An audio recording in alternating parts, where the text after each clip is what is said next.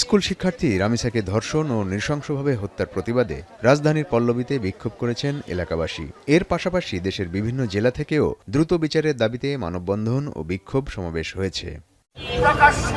শেরপুর শহরের খরমপুর মোড়ে স্বেচ্ছাসেবক সংগঠন আজকের তারুণ্য আয়োজিত মানববন্ধনে উপস্থিত ছিলেন শেরপুরে বসবাসরত রামিসার চাচা শফিউদ্দিন মোল্লা। রামিসা হত্যার বিচারের দাবিতে চট্টগ্রামে মানববন্ধন ও সমাবেশ হয়েছে। দেশে প্রতিনিয়ত শিশু নির্যাতন, ধর্ষণ, হত্যা হলেও দৃষ্টান্তমূলক শাস্তি না হওয়ায় অপরাধীরা বেপরোয়া ও সাহস পাচ্ছে বলে মন্তব্য করেন বক্তারা। এদিকে সকাল 10টায় জেলা প্রশাসক কার্যালয়ের সামনে মানববন্ধন করে নোয়াখালীর সর্বস্তরের জনগণ। সেখানে অংশগ্রহণকারীরা ধর্ষণ ও হত্যার ঘটনার দ্রুত বিচার দাবি করেন।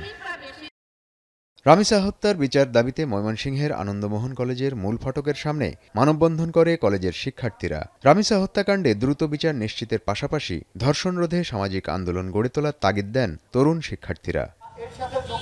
এছাড়া শিশু রামিসা হত্যার বিচারের দাবিতে সাতক্ষীরা, ভোলাসহ জেলায় জেলায় সামাজিক সংগঠনগুলোর মানববন্ধন ও সমাবেশ হয়। নারী ও শিশু নির্যাতনের ঘটনায় দ্রুত বিচার নিশ্চিত এবং আইনশৃঙ্খলা পরিস্থিতির উন্নয়নে প্রশাসন আরও কার্যকর ভূমিকা পালন করবে, এমনটাই প্রত্যাশা। এখন ঢাকা।